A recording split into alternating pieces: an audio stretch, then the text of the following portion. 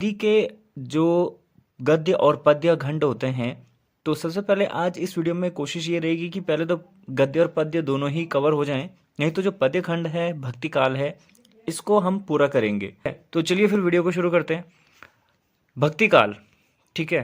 सबसे पहली बात, भक्ति काल में जो नाम आता है सामने, सूरदास का नाम आता है, ठीक है, सूरदास जी। तो इनका जो जन्म हुआ था वो होता 1478 में मथुरा रेणुका नाम एक जगह है, ठीक है। और कुछ लोग दिल्ली सीही भी मानते हैं। तो अगर ऑप्शन आएगा तो मथुरा रेणुका या दिल्ली सीही में से एक ही आएगा। ये इनका बर्थ प्लेस है, ठीक। इनके जो गुरु हैं उनका नाम है वल्लभाचार्य, ठीक है। इनके पिता का नाम रामदास। और इनका जो निधन हुआ था वह होता 1583 में, पारसौली नाम की एक जगह है वहां पे, ठीक है। निवास इनका जो है, ये रहते कहाँ थे? गौघाट में रहते थे। और गौघाट जो है आपका मथुरा वृंदावन में स्थित है। इनकी जो भाषा थी वह है ब्रिज भाषा, ठीक। अब इनका जो कार्य था, इनका जो वर्क था, तो वो इनकी भक्ति में ही दिखता है। इनकी जो भक्ति थी वो थी कृष्ण भक्ति, ठीक है। कृष्ण भक्त कवि भी हुए और कृष्ण लीला को ही ये बहुत अच्छे से डिस्क्राइब करते थे। इसलिए थोड़ा विवादित भी हो जाता है। लोग कहते हैं कि ये मतलब सूरदास जी आंखों से देख नहीं पाते थे, तो फिर ये कृष्ण जी का जो चित्रण है कृष्ण लीला में या कृष्ण भक्ति में, वो बिल्कुल ऐसे कैसे कर सकते हैं, ठीक है ना। मतलब बहुत, ये कह लो कि एक आंख से देखने वाला इंसान भी इतना बेहतर नहीं कर सकता जितना बेहतर इन्होंने वर्क किया था, ठीक है। चलिए, इनको वात्सल्य यानी कि बचपन प्लस श्रृंगार रस, मानव प्रेम के कवि कहा जाता है, ठीक है। प्रसिद्ध रचनाएं क्या क्या है इनकी, जो एग्जाम के पॉइंट ऑफ व्यू से इंपॉर्टेंट है, बस उन्हीं को ऐड करूंगा क्योंकि लिखा तो बहुत कुछ है उन्होंने, पर जो एग्जाम के पॉइंट ऑफ व्यू से इंपॉर्टेंट है, किसी भी एग्जाम में आएगा ही आएगा, ठीक है, अगर गद्य पद्य से पूछा जाता है तो। सूर सागर, ठीक है, इसको राग सागर भी कहा जाता है। इसमें काव्य और संगीत देखने को मिलते हैं। सुर सागर इकलौता ऐसा रचना है इनका जिसमें काव्य और संगीत दोनों फॉर्म में रचनाएं देखने को मिलेंगी सुरसागर के अंतर्गत, ठीक है। साहित्य लहरी भी इनकी रचना है। साहित्य लहरी में कूट और पदों का संकलन है। कूट क्या होते हैं, पद क्या होते हैं, आगे जब डिटेल्स में आपको मैं क्लासेस दूंगा यहाँ पे हिंदी की, वहां पे आपको बहुत अच्छे से इन चीजों को समझाऊंगा, ठीक है। इसके बाद आते हैं सुर सरावली, नलंद मियति और व्यालो। ये तीन भी इन्हीं की रचनाएं हैं। कभी सवाल बन जाता है कि नलंदा मियति किसकी रचना है, व्यालो किसकी रचना है, ठीक है। सुर सरावली तो आप पहचान ही दोगे क्योंकि नाम में सुर आया हुआ है, लेकिन नलिंदा मियति और व्यालो ये थोड़ा सा समझने में शायद प्रॉब्लम क्रिएट कर सकती हैं। इसके अलावा अकबरनामा। अब आप सोच रहे होंगे अकबरनामा क्या बकवास कर रहे हो आप, ये तो इन्होंने कुछ रचा ही नहीं है ऐसा। जी हाँ, इन्होंने नहीं रचा है, लेकिन अकबरनामा में कहीं पे लिखा हुआ है कि अकबर के दरबार के संगीतज्ञ भी इनको कहा जाता है। अब क्योंकि शायद अकबर के समकालीन थे इनका जो टाइम पीरियड है, तो इसलिए कभी ना कभी अकबर के दरबार में गए होंगे, कुछ ना कुछ वहां पे इन्होंने गाया भजन किया होगा, इसलिए इनको अकबर के दरबार का संगीतज्ञ भी कहा गया है। खैर, इतना कुछ जो मैं कह रहा हूं, आपको बस इस बात को याद रखना है कि अकबरनामा में इनका जिक्र मिलता है, ठीक है। ठीक है, इनका जन्म जो है 1503 में हुआ था। 1498 भी उसको माना जाता है। सेम वही चीज, आपको दोनों में से एक ही ईयर आएगा, उस पर टिक करना है, ठीक है। जोधपुर आपको पता है कहाँ है, जोधपुर के कुगनी गांव में इनका जन्म माना जाता है के अंतर्गत, ठीक है। भक्ति, ये भी कृष्ण भक्त थे, वृंदावन में ये रहे थे, ठीक है। कवियत्री हिंदी व गुजराती, यानी कि इनकी जो रचनाएं हैं वो हिंदी और गुजराती में ही देखने को मिलती हैं। इनके जो गुरु थे उनका नाम कभी कभार पूछा जाता है, संत रैदास इनके गुरु थे, ठीक है। रणछोड़ मंदिर में, एक रणछोड़ मंदिर है वहीं वृंदावन में, तो रणछोड़ मंदिर में वहां कृष्ण मूर्ति में ये समाहित हुई ऐसा कहा जाता है, यानी कि वहां पे उन्होंने जो है अपने प्राण त्याग कर दिए थे, ठीक है ना। तो रणछोड़ मंदिर, वहां पे कृष्ण मूर्ति है, उस मूर्ति पे लिपटे थे और उसके बाद ये जो है इस संसार से चले गए थे, ठीक है। इनकी जो रचनाएं हैं सेम वही चीज, मुख्य जो एग्जाम में पूछी जाती हैं, नरसी जी का मायरा, राग गोविंद, गीत गोविंद का टीका, राग शोरठा के पद मोस्ट इंपॉर्टेंट हैं, कहीं ना कहीं आपको ये जरूर देखने को मिलेंगे। नरसी जी का मायरा राग गोविंद, गीत गोविंद का टीका, राग छोटा के पद। चलिए इसके बाद आते हैं संत कबीर पे। ठीक है, बहुत फेमस है, इनके दोहे भी हम सुनते हैं। भक्तिकालीन महान कवि थे। ठीक है, रहस्यवादी संत इनको कहा जाता है।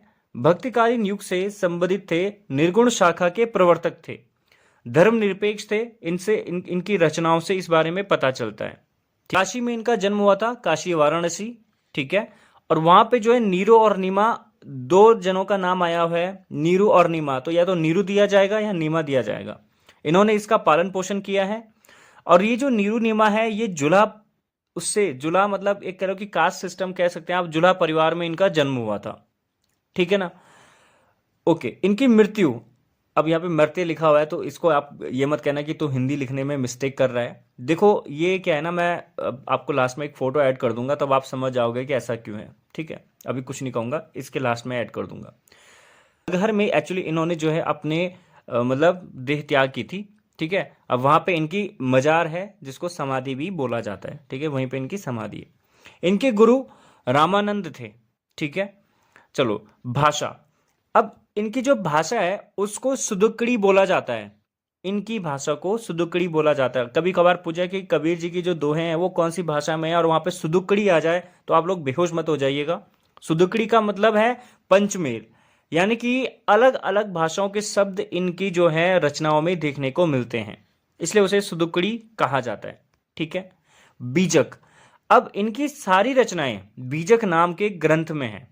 जो बीजक है, कभी किसी ने पूछ दिया कि बीजक क्या है, तो कबीर जी का जो रचनाएं हैं वो बीजक के अंदर समाहित की गई हैं, इसलिए उसे बीजक कहा गया है। ठीक है, बीजक ग्रंथ में सारी की सारी रचनाएं हो गई हैं इनकी।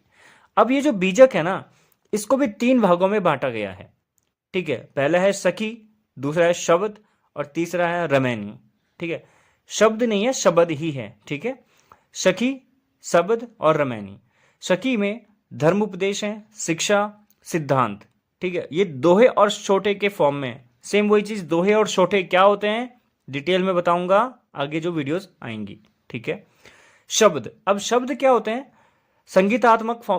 संगीतात्मक रूप में है, एक भाववेश में दिए गए हैं। मतलब कि संगीत तो है लेकिन उसमें कुछ ना कुछ भाव भरे हुए हैं उन संगीतों में, इमोशंस आप कह सकते हैं उसे। ठीक है, इसके अलावा रमैनी। ठीक है, रमैनी रहस्यवादी हैं, दार्शनिकवाद में है। ठीक है, ये चौपाई छंद के फॉर्म में देखने को मिलते हैं। ठीक, चलिए अब आ जाइए आप तुलसीदास पे। ठीक है, इनका जन्म 1532 में राजापुरा गांव उत्तर प्रदेश में हुआ था। कुछ लोग एटा सौरव में भी बोलते हैं, एटा सौरव भी और राजापुरा दोनों के दोनों उत्तर प्रदेश में ही हैं। इनकी जो भक्ति थी वो राम भक्ति थी। ठीक है, और मानव मूल्यों के उपासक थे। भाई राम जी खुद मानव थे, मतलब आपको पता है भगवान विष्णु के अवतार थे, लेकिन मानव रूप में थे, तो वही मानव मूल्यों के ये उपासक थे। इनकी मृत्यु जो है 1623 में होती है काशी में। ठीक, इनकी जो भाषा थी वो थी अवधी और ब्रज भाषा। लोक मंगल की साधना के कवि इनको कहा जाता है। ठीक है, इनकी जो रचनाएं हैं लगभग 12 कृति इनकी प्रमाणित हैं। ठीक है, यानी कि 12 रचनाएं इनकी प्रमाणित है। गीतावली, दोहावली और कृष्णावली बहुत ज्यादा फेमस है और इंपॉर्टेंट है। आप इसको जो है IMP कर सकते हो, VIMP कर सकते हो। ठीक है, विनय पत्रिका। अब जो मैंने यहाँ पे ना आगे भी आपको कुछ चीजें हाईलाइट देखने को मिलेंगी, तो समझ जाना वो मोस्ट इंपॉर्टेंट है। ठीक है, विनय पत्रिका ये ब्रज भाषा में है। रामाज्ञा प्रश्न, ये कभी पूछा तो नहीं गया है पर पूछा जा सकता है। ठीक है, क्योंकि जो चीज नहीं पूछी जाती अक्सर वो भी एग्जाम में आ जाती है। कवितावली, कवितावली सवैया और कवि छंद का प्रयोग इसमें हुआ है, और ये भी ब्रज भाषा में। सवैया क्या होता है ये भी नेक्स्ट वीडियोस में आपको मैं समझाऊंगा। रामचरितमानस हिंदी का सर्वश्रेष्ठ महाकाव्य है इनका, यह अवधी भाषा में है। इसमें चौपाई और दोहे शामिल हैं। 1574 में इन्होंने लिखना प्रारंभ किया था, और अंत समय में इन्होंने इसको, जब काशी में थे तो इन्होंने इसको कंप्लीट किया था। ठीक है, इसके बाद आते हैं रसखान। ठीक है, मोस्ट इंपॉर्टेंट। ठीक है, जन्म इनका 1548 में होता है, कुछ लोग 1533 भी कहते हैं, दोनों में से एक ही ईयर आएगा। ठीक है, पिहानी उत्तर प्रदेश में है, वहां इनका जन्म हुआ था, कुछ लोग दिल्ली भी कहते हैं। मूल नाम इनका सैयद इब्राहिम है। ठीक है, अब भक्ति क्या हुआ कि ये कृष्ण भक्ति में, मतलब कृष्ण जी के प्रति बहुत आकर्षित हुए, कृष्ण भक्ति में डूबे, और तब इन्होंने जो है बाद में अपना नाम रसखान रख लिया था। ब्रजभूमि ये चले गए थे बाद में। मृत्यु इनकी 1628 में होती है वृंदावन में ही। ठीक है, भाषा इनकी ब्रज भाषा में सारी की सारी रचनाएं इनकी आपको देखने को मिलेंगी। जो इनकी रचनाओं का संग्रह है उसको रसखान रचनावली कहा जाता है। ठीक है, प्रसिद्ध कृत्य क्या है इनका? सुजान रसखान, प्रेम वाटिका मोस्ट इंपॉर्टेंट है, मंग गला चरण और सवैया। ठीक है, ये सब इनकी रचनाएं हैं। इनके गुरु का नाम है विठलनाथ। संप्रदाय इनका वल्लभ संप्रदाय के अनुयायी थे। समाधि इनकी मथुरा में है और महाबन कर्मभूमि ये उसको कहते हैं। ठीक है, इसके अलावा भागवत का हिंदी और फारसी में इन्होंने अनुवाद किया था। यह अकबर के समकालीन थे। भक्ति और श्रृंगार रस इनकी रचनाओं में देखने को मिलता है। ठीक है, इसके बाद आते हैं थोड़ा छायावादी कवि की ओर। जयशंकर प्रसाद, आपने नाम सुना होगा इनका। ठीक है, छायावाद के 4 पिल्लर आपने सुने होंगे स्तंभ, सूर्यकांत, सुमित्रा, निराला, ये 4 स्तंभ हैं छायावाद कवियों के। ठीक है ना, थोड़ा इसको भी देख लीजिए। हिंदी काव्य में छायावाद की स्थापना इन्होंने ही की थी। बिल्कुल, जयशंकर प्रसाद की रचनाएं। प्रेम विवाह पर आधारित एक रचना इनकी कंकाल जिसको कहा जाता है। इरावती एक ऐतिहासिक रचना है लेकिन ये अधूरी है। ठीक है, चलिए अब आ जाओ, पहले थोड़ा सा इनका बैकग्राउंड देख लीजिए फिर से। जन्म इनका 1889 में वाराणसी में हुआ था और मृत्यु इनकी 1937 में हुई थी। ये कवि थे, नाटककार थे, उपन्यासकार थे और कहानीकार थे।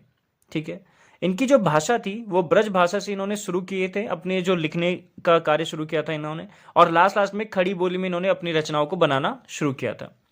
इनकी जो पहली छायावादी रचना थी उसको इन्होंने लिखा था, उसका नाम था खोलो द्वार। 1914 में इन्होंने इंदु नाम की एक पत्रिका आती थी उसमें प्रकाशित किया था।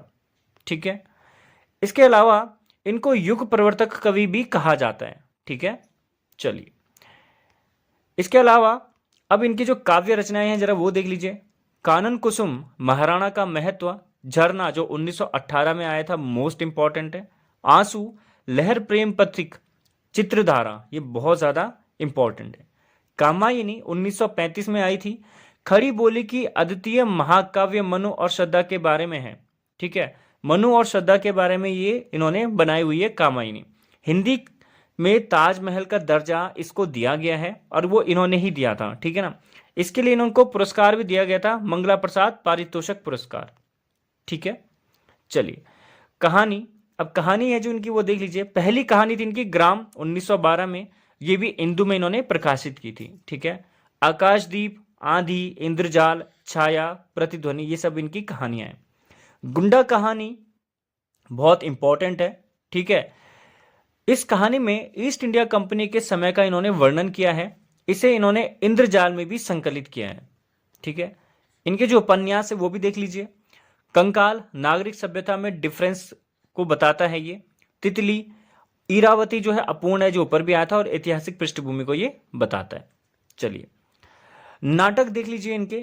अजात शत्रु काफी फेमस है। चंद्रगुप्त ये बहुत फेमस नाटक है इनका। इसमें नायिका जो है कर्नेलिया है, सॉरी अलका पात्र का वर्णन यहाँ पे मिलता है। अलका भी एक क्या है यहाँ पे पात्र है।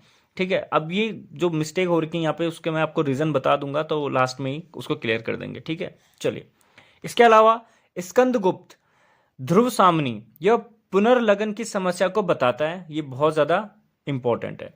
राजश्री, कामना, जन्मे जय का नाग यज्ञ, एक घूट, ये सब इनकी महत्वपूर्ण रचनाएं। गीति नाट्य वरुणालय का नाट्य रूप है। कामायनी, नारी तुम केवल श्रद्धा हो, पंक्ति महत्वपूर्ण है। यानी कि कामायनी एक रचना है इनकी जिसमें एक पंक्ति है, नारी तुम केवल श्रद्धा हो। ठीक है, नारी तुम केवल श्रद्धा हो। अब मैं इसको एक पंक्ति महत्वपूर्ण ऐसा क्यों लिखा, क्योंकि ये जो सवाल है ना पेपर में यही आता है कि नारी तुम केवल श्रद्धा हो ये कहाँ से लिया गया है, किस लेखक की रचना है, कि कौन सी रचना के अंतर्गत ये आया गया है। ठीक है, तो कामायनी के अंतर्गत ये पंक्ति आई हुई है, नारी तुम केवल श्रद्धा हो, या इसी से ये पंक्ति उठाई गई है। ठीक है, दूसरी परंपरा की खोज, यह जयशंकर प्रसाद पर लिखी गई है इनके द्वारा।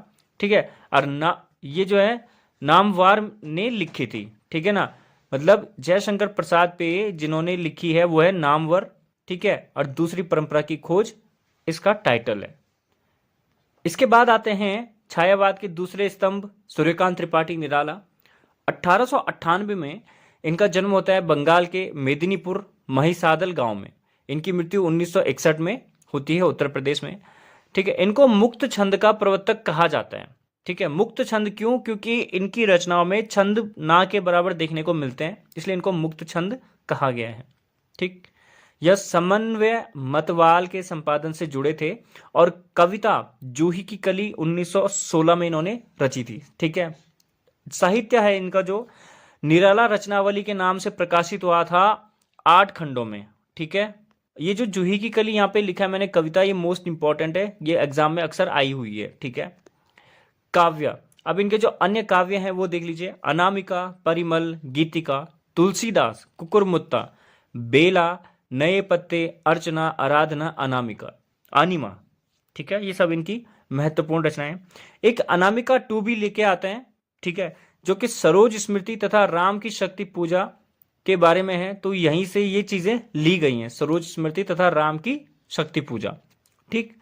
गीत कुंज और संध्या कांकनी भी इनकी इंपॉर्टेंट रचनाएं हैं। इसके अलावा इनके कुछ महत्वपूर्ण उपन्यास भी हैं, ठीक है, जिसमें कि अप्सरा, अलका, प्रभावती, निरुपमा, कुलीभाट, बिल्लेसुर बकरीहा, चोटी पकड़, काले कारनामे, ठीक है, चमेली, इंदुलेखा, यह दोनों अपूर्ण हैं इनकी जो रचनाएं हैं, ठीक है। रविंद्र कविता कानन, यह रविन्द्रनाथ टैगोर पर इनके द्वारा लिखी गई है। इनकी जो कहानी है वो भी देख लीजिए। एक लिली, सखी, सुकुल की बीवी और देवी, पंत जी और पल्लव, समीक्षा है इनके द्वारा की गई, ठीक है। सुमित्रा नंदन पंत पे इन्होंने ये लिखा था, ठीक है। सुमित्रा नंदन पंत छायावाद के तीसरे स्तंभ, ठीक है। जन्म 20 मई 1900 में होता है। अल्मोड़ा कौसानी में होता है इनका जन्म। छायावादी कवि थे, ठीक है। अब इनकी जो रचनाएं हैं उसमें ना बेसिकली 3 प्रकार के प्रभाव देखने को मिलते हैं, मतलब इफेक्ट किससे इंस्पायर्ड हैं ये एक तरह से कह सकते हैं। तो मार्क्सवाद का विचार आता है इनकी रचनाओं में, गांधी जी के विचार आते हैं और अरविंद के विचार आते हैं, और मेरे नहीं है और दिल्ली वाले भी नहीं, ठीक है। बात बात पे दिल्ली मत पहुंचिएगा आप भी, ठीक है। इनकी रचनाओं में ये सब देखने को मिलता है। अरविंद घोष है बेटा ये यहाँ पे, ठीक है, कंफ्यूज मत होइएगा आप। चलिए, वो तो जोक क्रैक करने की आदत है ना बीच बीच में। इन्होंने 1938 में रुपाब का संपादन किया था, ठीक है। काव्य रचनाएं वीणा, ग्रंथि, पल्लव, गुंजन, युगांत, स्वर्णधुली और युगवाणी, ठीक है। ग्राम्य, गांव का जनजीवन और स्वर्ण किरण उतरा, ये सब इनकी काव्य रचनाएं हैं। ग्राम्य जो है गांव का जनजीवन, ये काइंड ऑफ पंचायत के जैसा है, आप थोड़े बार पढ़ लेना कभी टाइम लगे आपको, ठीक है। महाकाव्य, लोकायतन है इनका जो बहुत ज्यादा फेमस है, महाकाव्य इसीलिए कहा गया है। लंबी कविता, जो सबसे लंबी कविता इनका वो है परिवर्तन, ठीक है, कविता का नाम ही परिवर्तन है इसलिए लंबी भी है। यदि मैं कामायनी लिखता, ये एक समीक्षा है इनकी, ठीक है, क्योंकि कामायनी इनकी रचना है नहीं, लेकिन इन्होंने लिखा है जो समीक्षा की वो है यदि मैं कामायनी लिखता, ठीक है, समीक्षा। अच्छा, कला और बूढ़ा चांद, इसके लिए इन्हें साहित्य अकादमी पुरस्कार मिला है, ठीक। चिदंबरा 1968 में, इसके लिए इनको ज्ञानपीठ पुरस्कार मिला था। और लोकायतन संस्कृति संस्था की स्थापना भी इन्होंने की थी और इनको पद्म भूषण भी मिला था 1961 में। थोड़ा ईयर आगे पीछे कर दिया मैंने, बट ये 1961 में इनको दिया गया था, ठीक है। सोवियत लैंड नेहरू पुरस्कार भी इनको मिला है, ठीक। अब इसके बाद आते हैं गजानन माधव मुक्तिबोध, ठीक, मोस्ट इंपॉर्टेंट है, ठीक है। जन्म 1917 में ग्वालियर में होता है। नया खून साप्ताहिक में इन्होंने संपादन का कार्य किया था। इन पे मार्क्सवाद का प्रभाव था, सेम वही चीज कि किससे इंस्पायर्ड थे, मार्क्सवाद, ठीक है। पहली बार इनकी जो रचना आई थी 1943 में आई थी, तारा सप्तक, ठीक है, अज्ञेय में ये प्रकाशित हुई थी। तारा सप्तक एक पत्रिका थी जो अज्ञेय के द्वारा चलाई जाती थी, इसमें उन्होंने इसको प्रकाशित किया था, ठीक है। आपसे एक सवाल है, अज्ञेय है ना जो, इनका असली नाम था क्या, जरा कमेंट करके बताओ, क्योंकि आपने बहुत बार कविताएं सुनी होगी, वहां पे आपको नीचे से लिखा हुआ मिला होगा अज्ञेय अज्ञेय, लेकिन अज्ञेय थे कौन, ठीक है। और इनका नाम भी पता है, वैसे बहुतों को इनका असली नाम पता है, पर आप जरा कमेंट करके बताओ। कहानी, उपन्यास, आलोचनात्मक कृति, इनकी जो है प्रमुख मतलब जो इनका कार्य था वो कहानी था, उपन्यास था और आलोचनात्मक कृति, आलोचनाएं करते थे ये। ठीक है। काव्य संग्रह, चांद का मुंह टेढ़ा है, भूरी भूरी खाकतूल, नए साहित्य का सौंदर्य शास्त्र, काठ का सपना, विपत्रा, सतह से उठता आदमी, नई कविता का आत्मसंघर्ष और समीक्षा की समस्याएं, ये सब इनकी प्रमुख क्या है, रचनाएं हैं, काव्य संग्रह हैं। आलोचनाएं भी हैं जो इनकी वो है, कामायनी एक पुनर्विचार, ठीक है, साहित्यिक की डायरी और कविता जो है शहर से स्वीकारा है। ठीक है, बहुत अच्छी कविता है, बचपन के दिन दोबारा जो है सामने आ गए आंखों के। इसके अलावा मंगलेश डबराल, ठीक है, जन्म जो है इनका 16 मई 1968 को टिहरी काफल पानी में होता है। काव्य संग्रह इनका है पहाड़ पर लालटेन, नए युग में शत्रु, हम जो देखते हैं, घर का रास्ता, आवाज एक जगह है। ठीक। इसके अलावा गद्य संग्रह इनका लेखक की रोटी, कवि का अकेलापन और यात्रा वृत्तांत है इनका एक बार अयोग्वा। ठीक। चलिए आगे देखिए, इनको सम्मान भी दिया गया है भारतीय साहित्य अकादमी पुरस्कार सन 2000 में, हम जो देखते हैं इसके लिए इनको मिला था। ठीक है, हम जो देखते हैं। चलिए इसके बाद आते हैं राजेश जोशी। ठीक है, इनका जन्म 18 जुलाई 1946 में मध्य प्रदेश में होता है। साहित्य अकादमी पुरस्कार सन 2002 में मिला दो पंक्तियों के बीच। कविता एक दिन, जो कविता इनकी वो है, एक दिन बोलेंगे पेड़, मिट्टी का चेहरा, निपता में हंसी। कहानी जो है कपिल का पेड़, सोमवार और अन्य कहानियां, और नाटक जादू जंगल, अच्छे आदमी, टनकारा का गाना। ठीक। अब इसके बाद जो है फिर गद्य हैं प्रेमचंद, तो बहुत ज़्यादा है डेटा यहाँ पे मैंने ऐड ऑन किया हुआ है। ठीक है, लेकिन कुछ चीज़ें अभी अपडेट करनी और बाकी हैं, जैसे कि यहाँ पे अभी मैं राजेश जोशी का भी कुछ डेटा ऐड करूँगा, तो अगली जो वीडियो आएगी वो और ज़्यादा इन डेप्थ डिटेल आएगी। और अगर आपको लगता है कि नहीं इसमें शॉर्ट है, बहुत ज़्यादा मज़ा नहीं आया, तो डोंट वरी, आगे जो इसी के पार्ट 2 या पार्ट 3 निकालूंगा उनमें और ज़्यादा ऐड ऑन कर दूंगा चीज़ों को। तो आप नोट बनाने के लिए एक रफ कॉपी ले लो फिलहाल, फिर उसको एक फेयर कॉपी में ऐड करना ताकि आपसे कोई भी चीज़ कहीं भी मिस ना हो। ठीक है, तो जल्द मिलते हैं। बाकी आए हो पहली बार, करना चाहो सब्सक्राइब तो कर दीजिएगा, बाकी मैं तो अपलोड करता ही रहूँगा क्योंकि। तो चलिए जल्द मिलते हैं।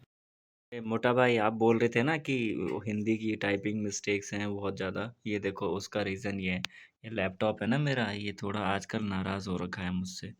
ठीक है, और ये जो है ऐसा टूटा फूटा है सारा, तो इसलिए। ठीक है, चलिए। और अब तब टाइप कहाँ से कर रहा हूँ, वो फ़ोन में गूगल डॉक्स आता है ना, उससे कर रहा हूँ टाइप। ठीक है, अब जैसे तैसे व्हाट्सअप, वो तो हाथों की बैंड बज गई है। एनीवे